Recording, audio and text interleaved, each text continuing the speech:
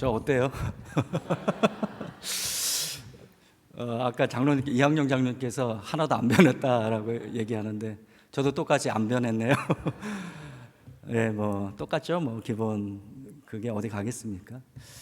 어쨌든 너무 반갑습니다. 오래간만에 이렇게 찾아왔습니다. 제가 여기서 처음으로 한 거의 30년 돼 가는 것 같아요. 94년, 5년인가?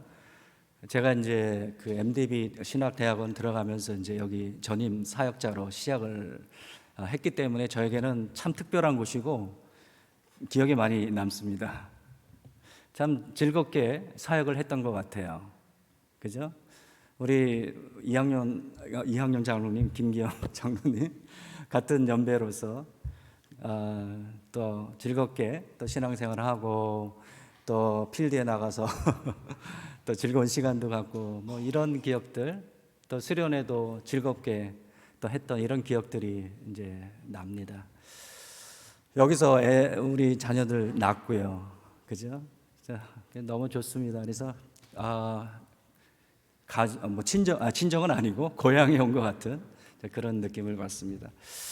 그래서 제가 이제 여기 있다가 또 다른 교회 갔다가 이제 청량리 교회 마지막으로 사역을 하다가 제가 신학교 때 선교사로서의 그 부름을 받았어요. 제가 서울신학대학 그 2학년 때 그 동남아 선교팀이라고 하는 곳이 있었는데 거기서 이제 그 여행 자유화가 이루어지기 전에 저기 남산 자유총연맹에서 방공교육을 받고 해외여행 가는 사람 이제 그렇게 갈 정도의 가서 이제 나갔는데 이제 마지막으로 방문했던 나라가 이제 방글라데시예요. 그 인도하고 이제 같은 나라이거든요.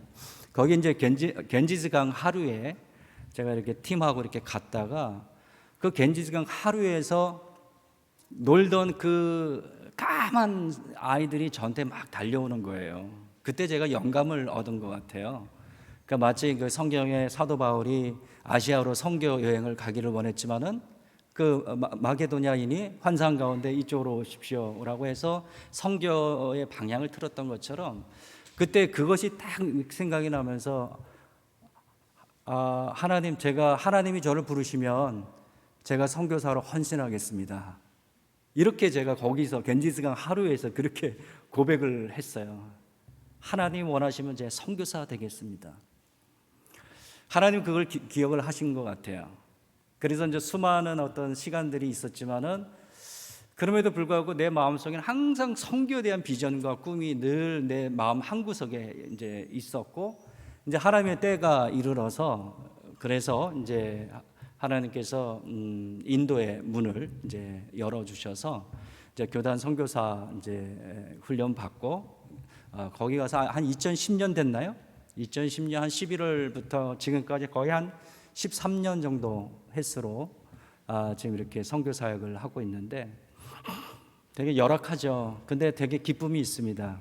왜냐하면 내가 하고 싶었던 그 길을 지금 가고 있기 때문에 자 힘들고 열악한 곳이지만 전 보람이 있고 그 인도 사람 보면 그렇게 사랑스럽고 지금도 그래요. 지금도 이제 현지 저하고 동역하는 그 현지 사역자들이 언제 오세요? 토마스리, 제가 토마스거든요, 이름이.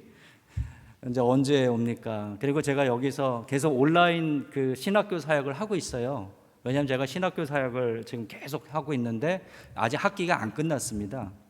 그래서 제가 이제 부대기 비자 때문에 이제 한국에 와서 근데 제가 맡은 과목이 있기 때문에 온라인으로 지금도 계속 강의를 하고 있을 정도로 어쨌든 인도가 너무 사랑스럽고 그렇습니다. 그래서 오늘 성교 보고 잠깐 제가 어떤 사역을 하는지 여러분 궁금하시죠? 그 한번 이렇게 화면으로 좀 보시고 그 다음에 성교에 대한 마인드를 여러분과 함께 나누는 그런 시간으로 갖도록 하겠습니다. 할렐루야. 자, 화면 띄워주시기 바라고요. 그 다음 잠깐만요. 자, 여기 화면을 보세요. 제가 살고 있는 곳에서 한 약 1시간 정도 떨어진 곳에 아름다운 호수가 있어요. 이름이 노나왈라라고 하는 호수이거든요. 그 다음 거기에 사역하다 지치고 이렇게 스트레스 받을 때면 제 아내와 함께 저는 이제 인도에서 오토바이를 탑니다. 왜냐하면 인도에 오토바이 타는 사람들이 너무나 많거든요. 그러니까 문화가 오토바이 문화예요. 한국은 아니지만. 그래서 이제 오토바이를 타고 이제 거기 호수에 가서 멍 때리고 있습니다. 그러면 이렇게 힐링도 되고 아주 너무너무 좋아요. 그다음 이제 여기는 이제 그 인도에는 그 데칸 고원이라고 해서 그 큰 플래투라고 해서 위에는 평평하고 밑에는 아주 그 절벽 골짜기가 웅장하게 이렇게 펼쳐진 그런 곳이 제가 있는 곳이에요. 그러니까 여러분들이 한번 오시면은 제가 아름다운 그 자연을 좀 보여드리고 싶습니다. 이게 동료 선교사들과 함께 라이언 포인트라고 하는 그런 곳에 한번 올라가서 기념 촬영을 한 곳입니다. 다음. 자, 여기도 폭포인데요. 한번 좀 틀어주시겠어요? 동영상 아마 제가 설정을 해놓은 것 같은데 거기에 안 돼 있습니까? 소리 좀 키워주시고.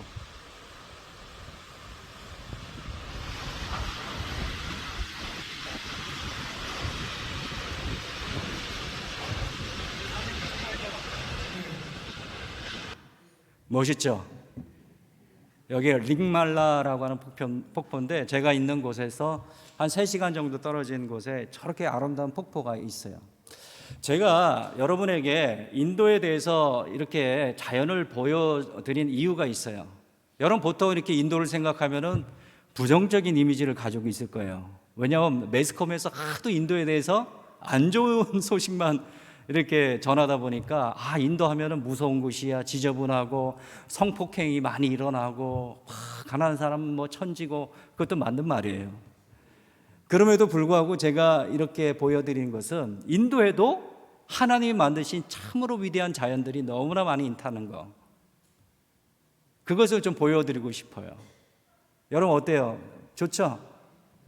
여러분이 목사님 모시고 한번 팀 구성하셔서 한번 오시면 힐링할 수 있는 그런 곳 제가 한번 모시고 가겠습니다.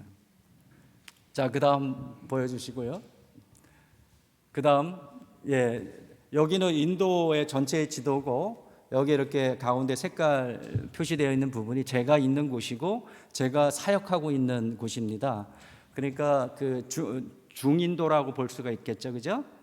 그래서 남인도, 중인도, 북인도 이렇게 구성되어 있는데, 저는 이 중인도, 여러분 뭄바이 들어보셨나요?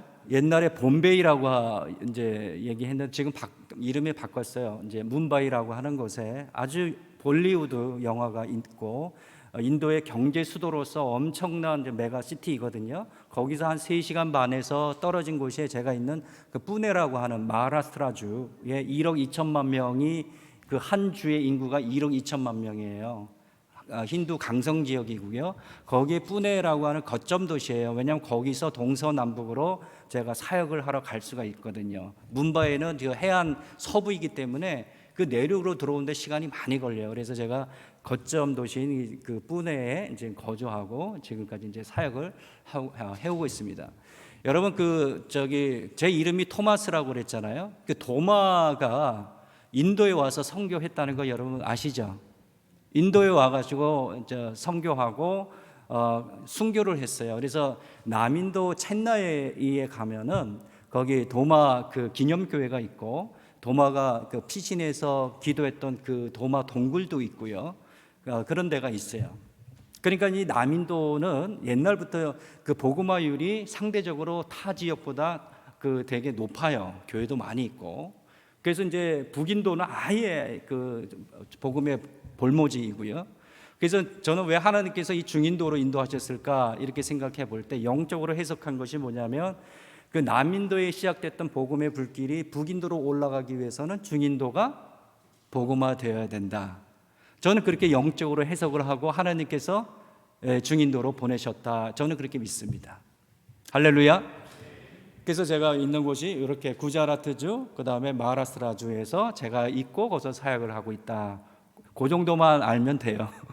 뭐 더 많은 거 알 필요도 없고, 알려면 네이버에 이렇게 보면은 다 나와 있어요. 그 다음, 거기서 저는 이제 신학교 사역을 하고 지금까지 교수 사역을 하고 있어요. 신학생들을 거의 한 10년 넘었습니다. 이 뭄바이하고 구자라트 마드라스 신학교는 이시아의 교단에 소속된 신학교입니다. ECI는 우리 우리 기독교 대한 선결교회하고 MOU를 맺고 서로 이게 출발한 그 뿌리가 같아요. OMS라고 하는 우리 초기 한국 선결교회 역사를 보면 OMS의 영향을 많이 받았거든요. 우리 한국 선결교회가. 그런데 이 ECI 탄생도 OMS에서 시작된 신학교로 인해서 현지 사역자가 양성이 되고 그렇게 해서 교회가 이렇게 퍼져나가고 이렇게 해서 성장한 것이 ECI 교단입니다. 그러니까 인도 선결교회라고 이렇게 부르죠. 거기에 메인 신학교가 3개가 있고 10개의 지방 신학교가 있습니다. 그러니까 상당한 규모로 성장을 한 거죠. 거기에 제가 지방 신학교 2곳과 메인 신학교에서 제가 이제 기독교 교리라고 하는 거를 가르치고 있어요. 그래서 지금까지 수많은 제자들이 배출이 돼서 이것이 저에게는 얼마나 열매고요. 그들이 뭐 사방에 흩어져 가지고 담임 목사로서 목회를 하고 또 어떤 여학생은 또 목사님하고 사모가 되어서 열정적으로 목회를 하고 또 어린이 선교협회 간사로서 또 더 높은 신학교에서 더 신학 공부를 하는 지금도 계속 연락이 되고 있어요. 그러니까 저에게는 엄청난 기쁨이죠. 자, 이렇게 그다음 이게 이제 신학교의 모습들이에요. 그래서 위에는 문바이 신학교 교수진과 학생들 제가 가르치는 모습과 또 졸업한 그런 모습들, 그다음에 이제 학생들 이제 가르치는 그다음에 발세와 학교라고 해서 제가 있는 뿌네에 한국교회 선결교회의 후원으로 4층 건물에 로컬 학교가 지어졌어요. 그래서 유치원부터 시작을 해서 고등학교 2학년 과정이죠. 그래서 1,200명 학생들이 잉글리시 미디엄로 이제 학교가 운영되고 있는데 거기에 제가 이제 매년 학생들을 한 30-40명 모집을 해서 성경을 가르쳐요. 대부분 학생들이 힌두 학생들, 간혹가다 무슬림 학생들.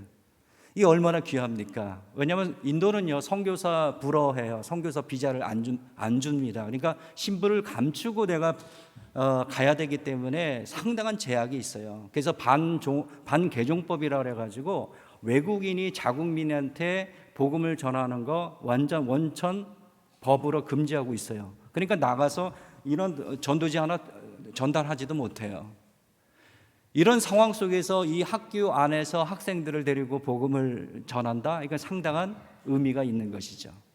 그래서 매년 학기가 시작할 때에 더불어서 성경 클래스도 같이 시작이 돼서 30-40명의 학생들은 제가 모집을 하고 성경을 가르치고 이런 식으로 해서 거기에 기준에 합격된 학생들에게 제가 이제 한국교회하고 또 연결이 돼서 이제 장학금을 지급하는 그런 식으로 해서 지금까지 많은 학생들에게 복음을 전하고 있습니다. 할렐루야.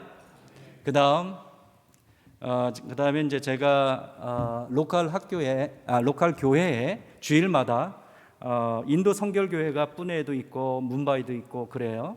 이제 저에게 이제 설교 요청이 들어오면 제가 주일 예배에 가서 또 이제 설교를 이제 그렇게 섬기고 있습니다. 그다음에 단기 팀들이 지금까지 또 많은 교회에 팀들이 방문해 주셔서 이렇게 제가 사역하고 있는 곳에 오셔서 또 이렇게 격려해 주시고 또 그들이 가진 달란트로 복음을 증거함으로 그러니까 단기 팀들이 더 은혜를 받아요. 더 교육이 되는 거예요. 선교적인 마인드. 왜냐하면 직접 밟아야 여기서 밟아보지 않은 상태에서 기도하면은 뜬구름 잡는 그것도 의미가 있지만은 현장에 방문하면은 이게 아니까 그 기도하는 것이 더 깊이가 있죠. 그래서 많은 팀들이 와서 뭐 워십, 뭐 스키 드라마 아니면 또 페인팅 봉사, 또 주일학교 봉사 뭐 이런 사역들을 많이 하고 돌아갑니다. 그다음 제가 있는 학교에 또 팀이 방문하고 또 뭐 의료팀도 오셔서 또 의료 봉사를 또 이렇게 하고 있습니다. 그다음에 교회 건축 사역을 제가 조금 더 이거는 좀 디테일하게 말씀을 드릴게요. 여러분 선교지에는 다양한 사역들이 이루어지고 있어요. 여기 보면은 뭐 제자 훈련, 목회자 교육, 신학교 사역, 구제 사역, 장학 사역, 고아원 뭐 아까 얘기했지만 로컬 학교에서 학생들을 가르치는 사역들 많이 일어나고 있지만 그것도 다 의미가 있고 참 귀중한 것들이에요. 그런데 제가 지금까지 사역을 하면서 한국 교회와 함께하고 선교지에서 가장 영향력을 끼칠 수 있는 사역이 뭘까라고 생각해 봤을 때 그것은 교회 건축 사역이라고 하는 것을 알게 되었어요. 이건 제가 건물에 대한 이야기를 하는 것이 아닙니다. 그러니까 처음에 제가 그 교회 건축에 대한 얘기를 할 때 그 중요성을 인식을 하지를 못했거든요. 그런데 그 한 논문을 제가 읽고 나서 그 중요성이 이런 거구나라고 하는 것을 깨닫게 되었는데, 그 이병성 목사님 이제 선교사 출신이고 지금 국내에서 목회를 하고 계시는데, 그분이 이제 PhD 서울신대 박사 논문 가운데 인도 선교 전략이라고 하는 인도 선결 복음주의 교회, 인도 선결 교회를 중심으로 쓴 그 논문이 있어요. 제가 그것을 정독을 해서 한 3번 정도. 그다음 보니까 2001년부터 2024년 현대까지 기독교 대한 선결교회에 의한 인도 선결교회 ECI 교단에 건축된 교회 수가 325개가 되었습니다. 여기 보면 붉은 원이 교회가 다 건축된 것들이에요. 그래서 다 중인도, 남인도잖아요. 저 구자라트부터 쫙 해서 남인도, 타밀나두에 이르기까지. 그러니까 이 우리 기성교단이 ECI 인도 선결교회를 성장시키는데 상당한 공헌을 했다라고 해도 과언이 아니다라고 말할 수가 있는 것이죠. 그래서 그래서 하나님께서 저에게도 은혜를 주셔서 제가 인도에 건축한 교회 수입니다. 지금 11교회가 지금 화살표가 있잖아요. 제가 있는 마하라스트라주, 위에는 구자라트주, 남인도에는 타밀나두, 그 다음에 케랄라에 이르기까지 17개 교회가 건축되고 지금도 건축되어 있는, 진행 중에 있는 교회들이 있습니다. 그 다음, 왜냐하면 인도에는 정말 열악한 환경 속에서 예배드리는 이 가정교회들이 너무나 많아요. 그래서 제가 그 필요로 하는 그 가정교회에 한번 방문을 하다 보면은 정말 어떻게 이런 곳에서 예배를 드릴 수 있을까라고 할 정도로 너무나 열악해요.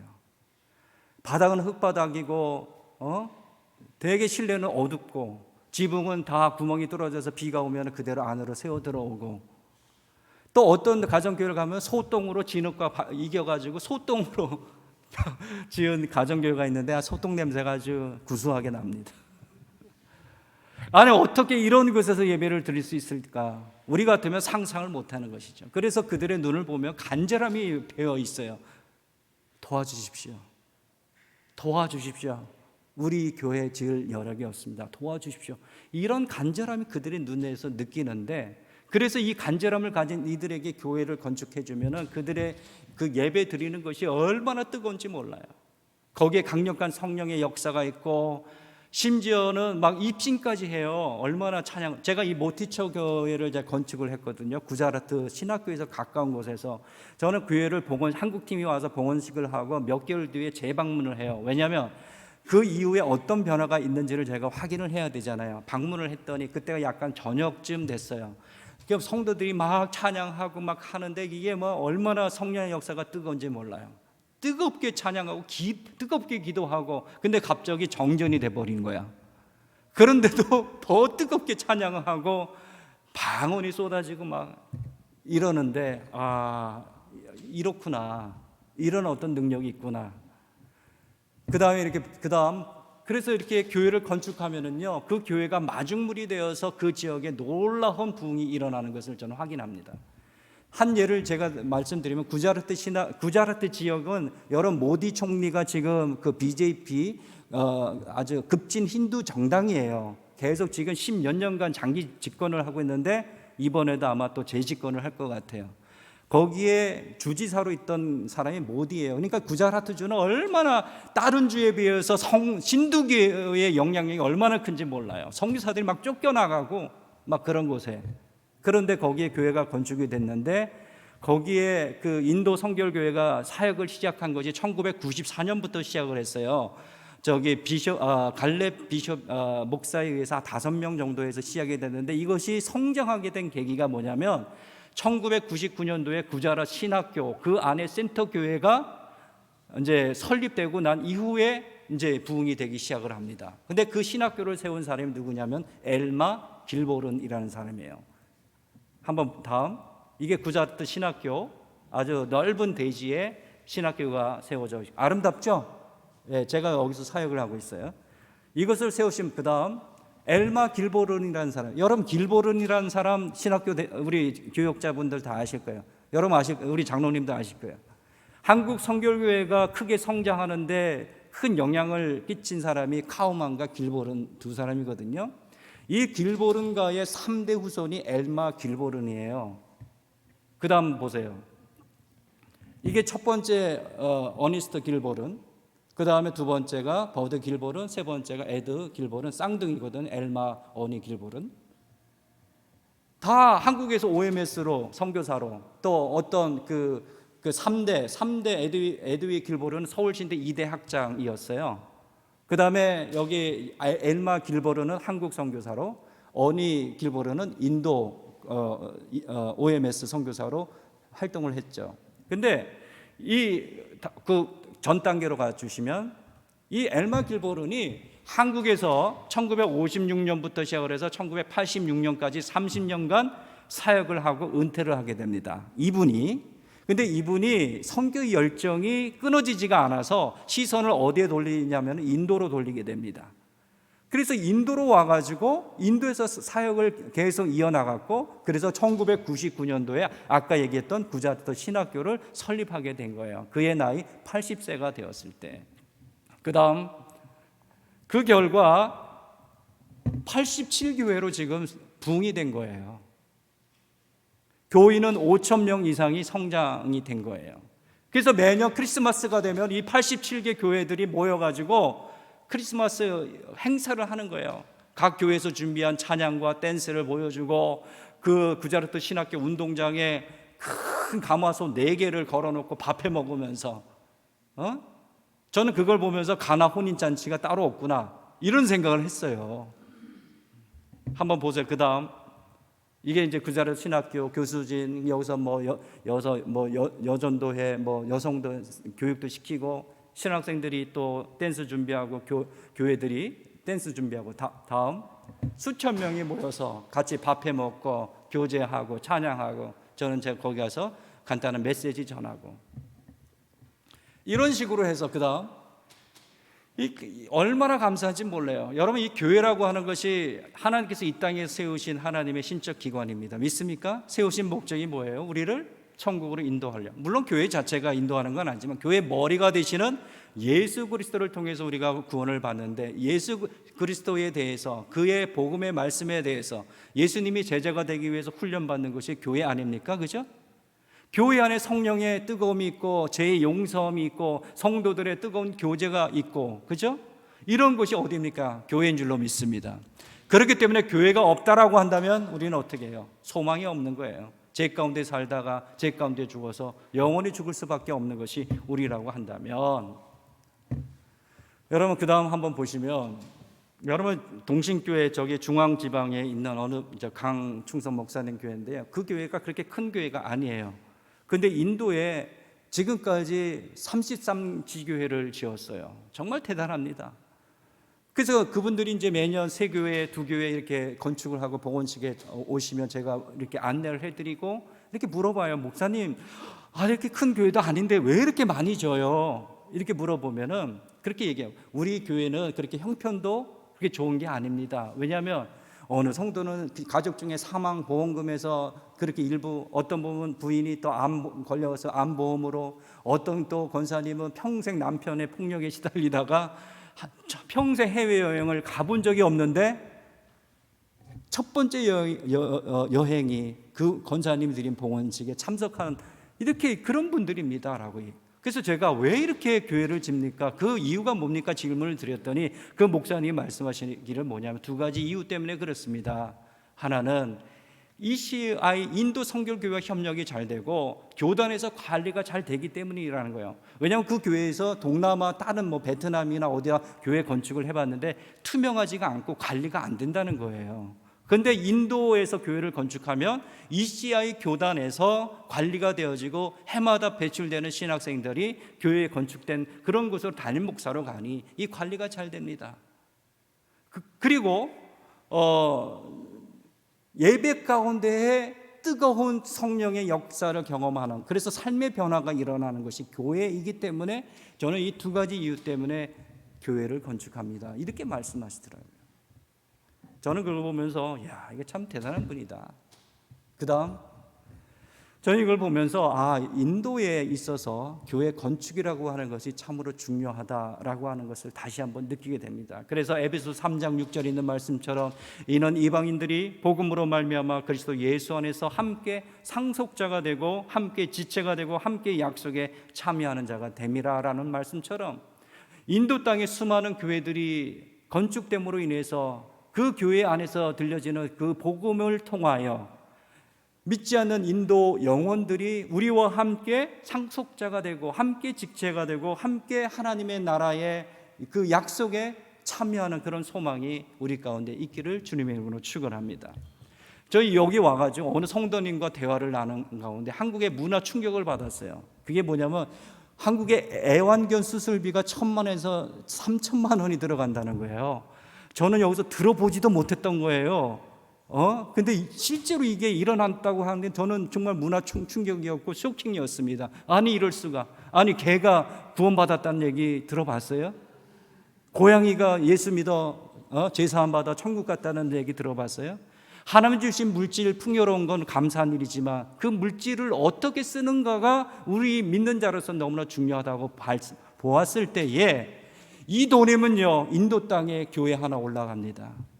3천만 원이면 2층으로 지을 수 있고 더 큰 평수의 교회를 지을 수가 있어요. 땅은 준비되어 있어요. 왜? ECI 교단에서 그거를 기증하기 때문에. 한국 교회에서는 이 돈으로 교회 건축만 하면은 거기에 수많은 영혼들을 살릴 수가 있는 것입니다. 그 다음 이게 가정교회의 모습이고 오른쪽이 건축된 교회의 모습이고 그 다음에 봉헌팀이 와서 예배를 드린 그런 모습들입니다. 제가 건축한 교회들의 모습이에요. 그 다음 교회의 여러 가지 모습들입니다. 그 다음 이렇게 봉헌식 날 커팅을 하고 현지 교육자들과 함께 예배드리고 찬양하고 얼마나 은혜가 넘치는지 몰라요. 한성교회 협력 말씀을 드리면 중보기도 사역 계속 필요하고 지속적인 후원 필요하고 선교지 방문을 제가 초청하겠습니다. 여러분 주신 달란트로 한번 좀 열방을 좀 섬겨 보십시오. 예? 예? 할렐루야? 예, 오십시오. 예. 그 다음에 열방에 아까 얘기했던 교회 건축에 대한 필요성을 제가 말씀을 드렸잖아요. 한번 주님 앞에 한번 기도해 보시길 바랍니다. 자, 오늘 말씀 그래도 말씀을 저는 이제 가면은 몇 년 후에 올지 몰라요. 그러니까 여러분 좀 오래간만에 만났으니까 한 20-30분 더 저한테 주십시오. 아멘. 할렐루야. 예. 자, 오늘 말씀을 우리가 읽었는데요. 그다음 성교란 무엇인가라고 어떤 사람이 질문을 한다면 많은 사람들이 그거야 뭐 복음 전하는 것이죠, 뭐 교회를 건축하는 것이죠, 뭐 예수 믿게 해서 제자화하는 것이죠, 막 이렇게 다양한 얘기를 할 수가 있어요. 근데 이것은 선교 사역에 대한 얘기를 하는 것이지, 제가 여러분에게 질문 드리고 싶은 것은 보냄을 받은 선교사든 보내는 선교사든 간에 이 선교 사역을 가능하게 하는 원동력이 뭘까라고 했을 때 여러분 뭐라고 대답하시겠어요? 엔터에 그 다음 눌러주십시오. 그것은 바로 사랑이라고 하는 것입니다. 이 사랑이 없으면요 아무것도 못해요. 선교지에서 이 사랑이 잃어버리면 내가 아무리 그곳에서 복음을 전하고 교회를 건축하고 여러 가지 많은 귀한 사역을 한다 할지라도 열매가 나타나지가 않아요. 그들이 변화가 되지 않습니다. 왜? 그들이 알아요. 선교사가 어떤 자세로 우리에게 다가오고 있고 어떤 마음으로 사역을 하는지 정말 귀신같이 알아요. 그래서 이 사랑이 충만하지 않는다면 그들은 우리를 물질은 받을지는 모르지만은 결코 마음으로부터 우리를 존경하거나 우리의 하는 이런 어떤 메시지의 변화를 받지 않습니다. 사랑이 없으면 그들을 위해 군림할 수가 있게 되고요, 사랑이 없으면 그들을 깔보게 돼요. 그걸 저도 순간순간 경험할 때가 있어요. 사랑이 없으면 매너리즘에 빠져버리게 되는 거야. 그냥 그렇게 가는 거야. 그냥 그러니까 이 사랑이라고 하는 것이 선교 사역에 있어서 너무나 중요한 매개체다라고 하는 것을 제가 깨닫게 됩니다. 그다음 그렇다라고 한다면 이 사랑은 소위 세상에서 말하는 이 사랑과 근본적으로 다른 것이죠. 제가 선교지에 보면은 이게 저도 가끔 유튜브를 보다 보면 국제 부부의 소개를 한 거를 들었는데 자기를 딩크족이라고 표현을 하더라고요. 저는 선교지에 있었기 때문에 잘 몰랐어요. 그래서 딩크족이 뭐지라고 찾아봤더니 영어로 더블 인컴 노 키즈. 그러니까 둘이 벌어가지고 애 없이 잘 먹고 잘 살자 그런 거예요. 왜냐하면 애를 키워가지고 양육하기 너무 힘드니까 그런 부담에서 벗어나서 그냥 우리끼리 잘 즐기면서 살자라고 하는 것이 이런 의미가 있다는 거예요. 최근 확산되고 있는 이 젊은이들의 동거 문화도 뭐예요? 결국 그냥 미리 한번 살아보자는 거예요. 그래서 너하고 나하고 잘 맞는지 안 맞는지 한번 보고 그냥 이렇게 살아보자. 이래서 이렇게 확산되고 있다라고 얘기를 하는 거 아니겠습니까? 그 다음 여러분 이렇게 봤을 때 여러분 이것에 대해서 어떻게 생각하십니까? 이게 진정한 사랑일까요? 아니에요. 이것은 뭐냐면 자신만을 위한 사랑, 원하는 것을 얻기 위한 사랑, 나를 중심에 둔 사랑이라고 밖에 말할 수밖에 없어요. 왜냐하면 진정한 사랑은 뭐냐면 헌신이 들어가거든요. 진정한 사랑은 희생이 들어갑니다. 믿습니까? 진정한 사랑은 섬김과 희생으로 바탕으로 해서 타인을 밝게 비추게 하는 것이 진정한 사랑이에요. 그런 점에서 결혼을 통한 양육이라고 하는 것은 물론 힘들고 양육으로 인해서 버겁고 그렇지만 그 나의 희생과 사랑을 통해서 얻는 기쁨이 얼마나 큰지 여러분 다 경험하셨죠? 그것을 통해서 버겁지만은 내가 한 단계 성숙하고 앞으로 나아가게 하는 것이 진정한 사랑, 희생과 섬김을 바탕으로 했을 때에 나타난 우리의 성숙함이 거기에 있는 것입니다. 여러분 믿습니까? 여러분 그런 측면에서 다윗과 요나단을 한번 보세요. 요나단을 보면은 요나단을 통해서 우리 이타적인 사랑의 모델을 찾을 수가 있어요. 여러분 이 요나단은 사울 왕의 왕이었고 가만히 있으면 왕의 계승을 받을 사람이었어요. 그런데 그런 상황 속에서 요나단은 자기 아버지의 끊임없는 죽음의 위협으로부터 억울하게 도망자의 삶을 살아야 하는 그 다윗을 바라볼 때 얼마나 측은함이 발동하고 얼마나 그를 변호해 주었습니까? 세상적인 가치관으로 봤을 때는 가만히 있으면 왕이 되고 그렇기 때문에 굳이 아버지의 그 뜻에 어긋나면서 배반하면서까지 그렇게 다윗을 도울 필요가 없는 거예요. 그럼에도 불구하고 요나단은 끝까지 다윗을 향한 그의 헌신과 사랑을 보여주었다라고 하는 것이죠. 어떻게 이런 사랑이 가능했을까? 답은 간단해요. 요나단은 그 어떤 것보다도 누구보다도 누구를 사랑했다? 하나님을 사랑했다라고 하는 것이 누구보다도 하나님을 사랑했기 때문에 요나단은 다윗에게 최선을 다할 수 있었습니다. 하나님을 뜨겁게 사랑했기 때문에 하나님이 선택한 다윗을 지키는 것이 하나님에 대한 그 헌신에 대한 그것으로 믿었기 때문에 그렇게 다윗을 향한 극진한 사랑을 보여주었다라고 하는 것이죠. 그런 사랑이 결국 어떻게 됩니까? 하나님 예수 그리스도 하나님 그 나라 구원자의 그 예수 그리스도를 통해 흘러오는 그 계보를 그대로 요나단은 지켜줄 수 있었다라고 하는 것이죠. 여러분 믿습니까? 예수 그리스도의 구원자 되시는 누구의 계보를 통해 왔어요? 다윗의 가문을 통해서 흘러가지 않았습니까? 저는 이런 점에서 그 다음 선교라고 하는 것은 2010년에 그 라마공에서 있었던 제3차 로잔 대회에서 언급한 하나님의 선교에 대한 정의를 저는 참 가슴에 새기고 이 정의를 저는 참 좋아합니다. 여러분 합중 한번 보시면 여기 선교라고 하는 것은 뭐냐면 아버지의 마음에서 비롯되었다라고 그렇게 정의를 내리고 있습니다.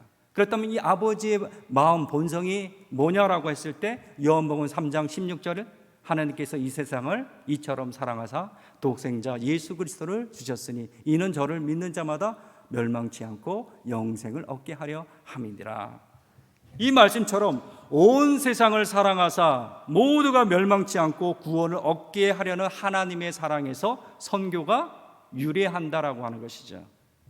그렇기 때문에 하나님의 백성인 우리들의 선교는 이런 하나님을 향한 그리고 하나님의 사랑하시는 모든 이들을 향한 그 사랑에서 흘러나오는 것이다. 이렇게 얘기하고 있어요. 그래서 세계 복음화는 어떻게 이루어진다고요? 하나님의 사랑이 우리를 향해서 그리고 우리를 통해서 흘러나오는 것으로 이것이 확장되어 간다라고 그렇게 말하고 있습니다. 여러분 믿습니까?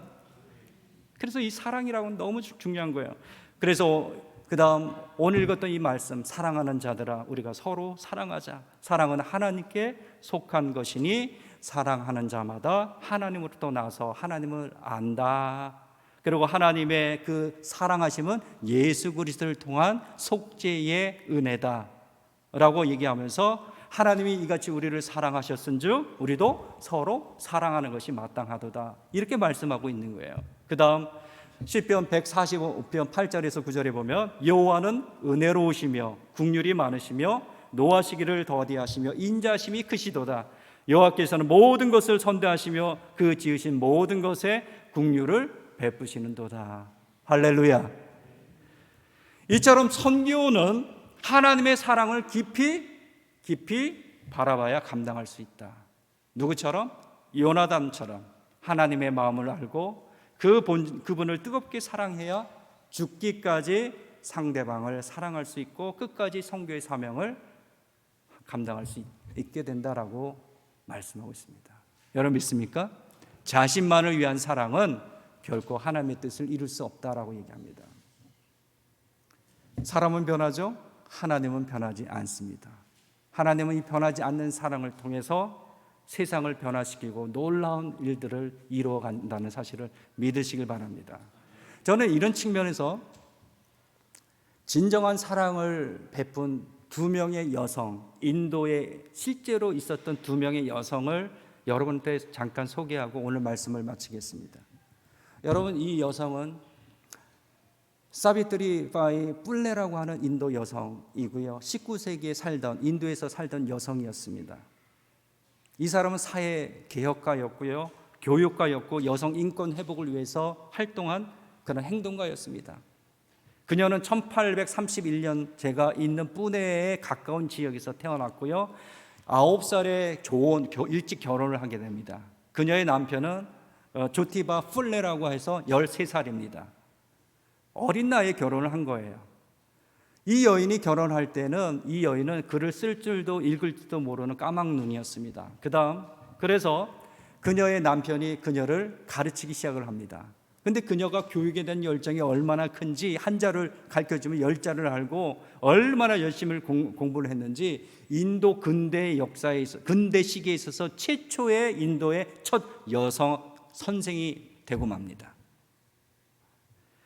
이 19세기에는 인도 여성들이 읽고 쓰는 것을 허락하지 않는 그런 시기였어요.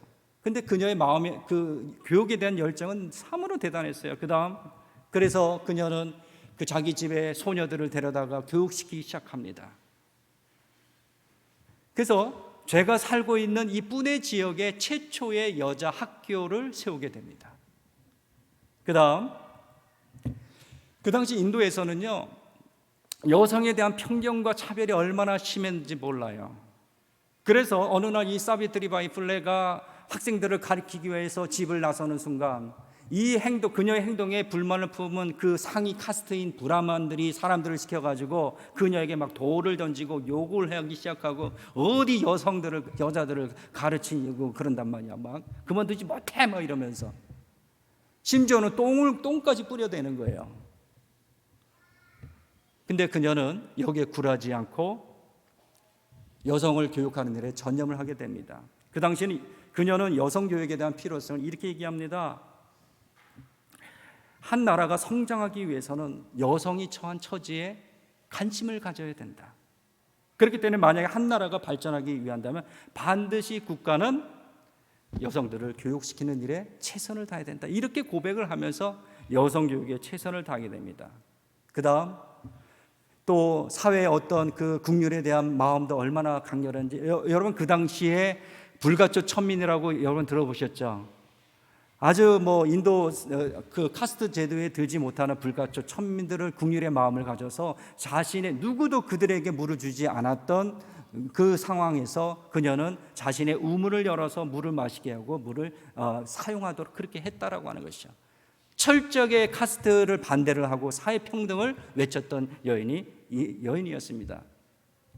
근데 이 여인이, 그래서 그 다음 이 여인이 인도에 영향을 끼친 영향이 상당히 커가지고 지금도 그녀의 사상에 대한 그 영향이 얼마나 큰지 많은 여학교들이 이 사비트리 바이 풀레의 이름을 따서 학교 이름을 지었고요. 그 뿌네 대학교가 유명하거든요. 2015년에 대학교명을 사비트리 바이 풀레 뿌네 유니버시티라고 불릴 정도로 아주 상당한 그런 영향을 끼친 여인이었습니다. 그런데 그 여인이 누구에게 영향을 받았을까? 여기에 또 한 여성을 소개를 한다면 여러분, 신디아 페러라고 하는 여인입니다. 미국에서 온 선교사이고 선생이었어요. 이 여인이 인도 땅에 와서 사역을 했을 때 아까 얘기했던 사비트리 바이 풀레가 영향을 받은 거예요. 저는 이게 그녀의 묘비인데 그녀의 사진을 한번 찾아보려고 많이 노력했지만 찾아볼 수가 없어요. 이 묘비만 있더라고요. 인도에서 제가 가까운 지역에 아메드 나가로에 그녀의 묘비거든요.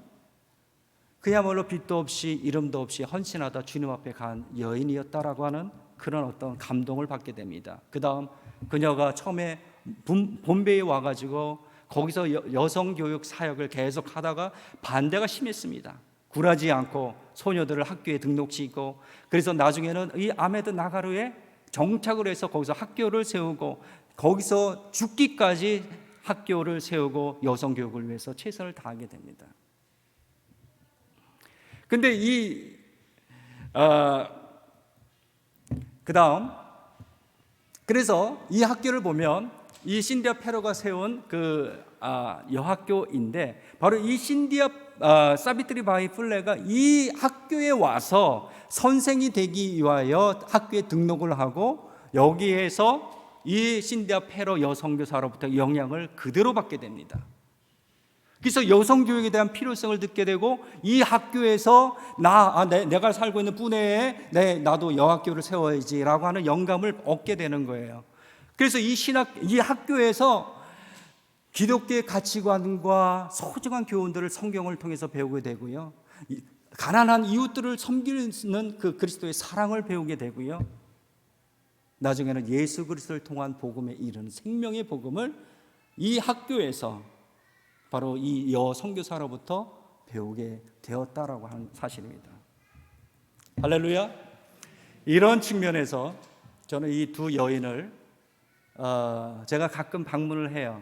제 어떤 선교사의 열정이 식어질 때마다 이 현장에 방문해서 그 당시 19세기에는 우리나라도 여성에 대한 인권이 정말 보장받지 않는 상황 속에서 두 여인이 정말 인도인을 위해서, 그것도 인도 여성 교육을 위해서 최선을 다했구나. 미국 여선교사는 그야말로 환영해 주지 않는, 아무도 알아주지 않는 인도 땅에 왜 왔을까라고 생각했을 때 결국 한 가지 이유예요. 그들에게 예수의 사랑을 전하기 위해서, 예수를 그 생명의 복음을 정해서 그들이 구원받게 하기 위해서 그 이유 한 가지만으로 온 거예요. 하나님의 사랑을 이 여선교사는 깊이 깨닫고 만민을 향하여 긍휼히 여기시는 이 하나님의 마음을 가슴에 품고 그 뜻에 부르심에 순종해서 이곳에 와서 고향에 돌아가지도 못하고 이 낯선 이국 땅에서 거기서 생을 마감하게 됐다라고 하는 것이죠. 이처럼 이 선교라고 하는 것은 하나님의 사랑을 깊이 깨닫고, 그렇죠? 그 마음속에서 흘러나온 열방을 향하시는 하나님의 긍휼의 마음을 내가 순종할 때에 우리는 이 사랑의 마음을 가지고 현장에 달려갔을 때에 열매가 나타나는 줄로 믿습니다. 할렐루야. 그렇기 때문에 우리가 현실에 안주할 것이 아니라 두 여인처럼 현장에 달려가서 성육신적인 그리스도의 사랑을 보여줄 수 있는 행동하는 크리스찬이 되었으면 좋겠습니다. 여러분 믿으시면 아멘. 그래서 이 두 여성으로 인해 많은 인도인들이 영향을 받아서 지금도 그 두 여인을 존경하고 그분의 두 분의 어떤 사상을 따르기로 지금도 많은 기념하고 노력하고 있습니다. 우리도 이와 같은 그 행동하는 크리스찬의 모습을 통해서 우리를 통해서 생명의 의가 되시는 예수 그리스도를 기억하고 구주로 영접하고 그분의 삶을 따르기로 결단한 많은 인도인들이 나타나기를 주님의 이름으로 축복합니다. 여러분, 긴 시간 동안 저의 이 선교회 보고를 제가 여기 선교지에 느꼈던 이 하나님의 이 마음을 더 들어주셔서 감사합니다. 축복합니다. 계속 인도를 위해서 기도하시고 부족하지만 최선을 다하고 있는 저를 위해서 기도해 주시기를 주님의 이름으로 부탁드리겠습니다. 기도하겠습니다. 사랑이 많으신 하나님 아버지, 감사합니다. 오늘 말씀을 통해서 성경은 곧 사랑임을 깨닫고 열방을 향해서 긍휼을 베푸시고 구원하시기를 원하시는 하나님의 사랑, 그 마음을 깨닫고 요나단처럼 사비트리바이 플레처럼 신디아 페로처럼 열방을 향해 주의 복음을 전하고 주의 사랑을 실천하는 저희들 되게 하여 주옵소서. 하나님을 뜨겁게 사랑함으로 열방을 사랑하시는 하나님의 뜻에 온전히 서 있는 저희들 되게 하여 주옵소서. 감사드리고 예수님의 이름으로 기도드리옵나이다. 아멘.